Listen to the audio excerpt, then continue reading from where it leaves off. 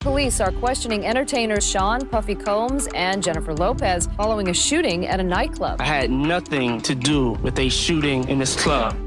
Puff couldn't handle going to jail. Every man for himself. This is someone who destroyed my life. What began as a night filled with glitz and glamour quickly turned deadly. And the truth behind what really happened inside that New York nightclub, it's far darker than anyone could have imagined. The weapon allegedly was found in a car in which Combs, actress-singer Jennifer Lopez, and two others were riding. Secrets, lies, and shocking accusations now threaten to unravel one of hip-hop's most explosive scandals. In New York, witnesses have begun taking the stand in the trial of rap star Sean Puffy Combs. What really happened that night?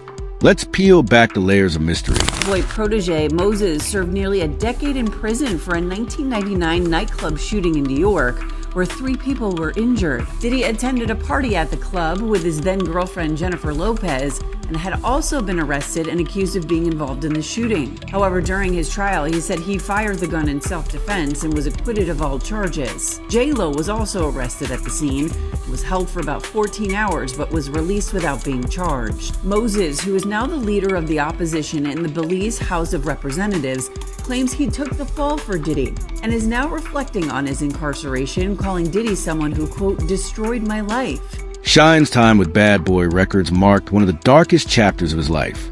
It all began after a party in December 1999, deep in the heart of New York City. The night ended in gunfire. 3 people were seriously injured in a nightclub shooting. An 18-year-old kid, just wanting to do nothing other than make my mother proud and make Belize proud and do what all of us want to do, be recognized for our talent and take over the world. Diddy, Jennifer Lopez, and Shine found themselves at the center of the chaos. For reasons still unclear, all the blame fell on Shine. Witnesses say he pulled out a firearm and fired into the air, sending the crowd into a panic. Shooting. Actress-singer Jennifer Lopez, who was in the Navigator when it was stopped by police. An officer testified that everyone in the SUV was ordered to put their hands on the vehicle, but Lopez walked away, saying she was going home. As she was being detained, a gun was discovered in the vehicle. At that point, a sergeant on the scene ordered everyone who was in the vehicle under arrest. The officer quotes Lopez as saying, "It's not my gun." Diddy and Jennifer Lopez fled the scene, triggering a dramatic police chase across New York. When officers stopped their vehicle, they discovered a stolen gun. One of the injured victims, Natania Rubin, has long claimed it was Diddy who pulled the trigger. She recently reaffirmed that statement. Both Diddy and Lopez were arrested and charged in connection with the incident. Miss Lopez was dismissed is because if you or I went into a car and sat in the back seat and a gun was found in the front, all cases would be dismissed. Rap star Sean Puffy Combs is free on bail after he and his girlfriend, entertainer Jennifer Lopez, were arrested after a nightclub shooting in New York City. On Sunday evening, I went to Club New York, and under no circumstances whatsoever did I have anything. However, the charges against Jennifer Lopez were quickly dropped. I want to say to you all face to face, I had nothing to do with a shooting that night in a nightclub. I do not own a gun, nor did I possess a gun that night. And I ask you this respectfully, just because I think people at home might be wondering, and I've never been shot, I can't imagine what that's like, but in the chaos of that moment, and it's a club and there's people all around, how can you be sure that it was actually P. Diddy? Because I watched I was standing by the front door, I watched the entire thing out. I had no reason to believe that it would escalate to a shooting. It was just male machismo and bravado at first. A lot of pushing and shoving, raised voices, hands, but then I saw them reach in their waist and draw from their hip. And I knew, I instantly turned to my friends and told them, be careful, watch out. And when I turned back, I know, and I've said it over and over, I've heard the voice of God, that you are about to be calm down. And as I said no, I looked straight forward ahead and I watched the muzzle flash from both of their guns and I felt the impact to my face instantly. Wow. There's no doubt in my mind who shot her. How you feel about her coming out now saying that, you know, Diddy, he shot her and not Sean? How you feel about that? Well, the way I feel about that, the case is closed, bro. It can't be no double jeopardy. It can't be no retrial because they already had a trial and a man was convicted for her injuries. A man already did time for her injuries. If they would have to go back and see that if there was ballistic tests done on Jennifer Lopez, on Puffy, God bless the dead, on Wolf, did they do ballistic tests? And then see if they did ballistic tests and Puff had gunpowder on him, you know what I'm saying? Why didn't the police go through with charging him? Why didn't the police charge him? She could say that now, and she said that I don't take nothing from the victim. I don't take nothing from the victim. But her lawyer should have advocated. I know Puff and Sean, they had the same charges, but like I said before, and like Sean said this also, because it's true. Puff had witnesses that come in to testify against Sean and say they saw Sean do the shooting. So her making those statements now.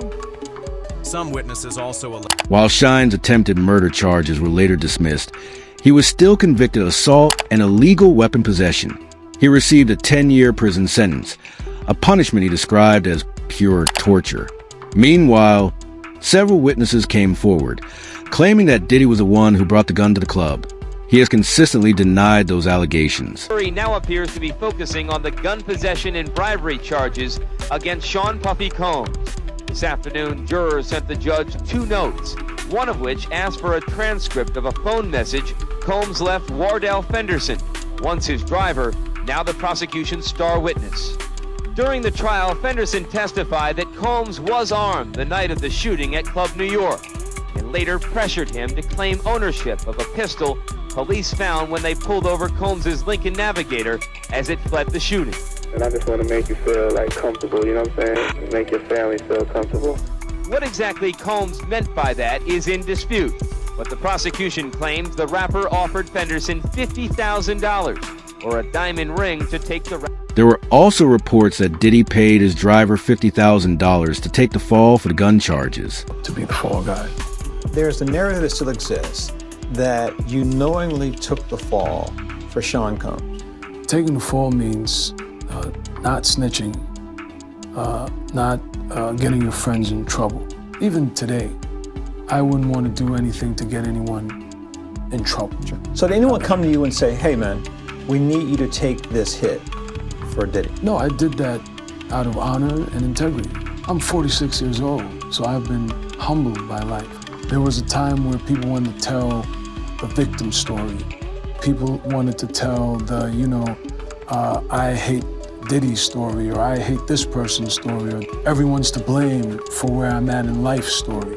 And I didn't want to tell that story. I came from Belize when I was 8 years old, came to Brooklyn. I had, gotten into some trouble as a youth and almost got killed, and promise to my mom was I'd stay out of trouble and I'd just be legit. And so my mom was a single mom. I had to help her pay the bills. I had to take care of myself. Was Diddy a good coach? He was an extraordinary coach. He was able to bring the best out of me. In a radio interview, Shine later explained why he was armed that night. He'd been shot just a month before. He believed carrying a gun that night may have saved lives. Still, his relationship with Diddy was permanently destroyed. People was coming to Bad Boy Security, Paul and other people, and said that they were there. So they were giving them the DA's and the lawyer's card and tell them to go make a statement. And some of those people who were making statements, they was making statements against Sean. Yo, bro, listen to me. Y'all hearing it from me, but Sean said it himself in his interview. You supposed to be my brother, and you got people testifying against me. Those people were testifying, they were brought to Puff first, saying that what they saw against Sean, what they saw Sean do. The DA didn't even know those people existed. I was defending him, and he turned around and called witnesses to testify against me.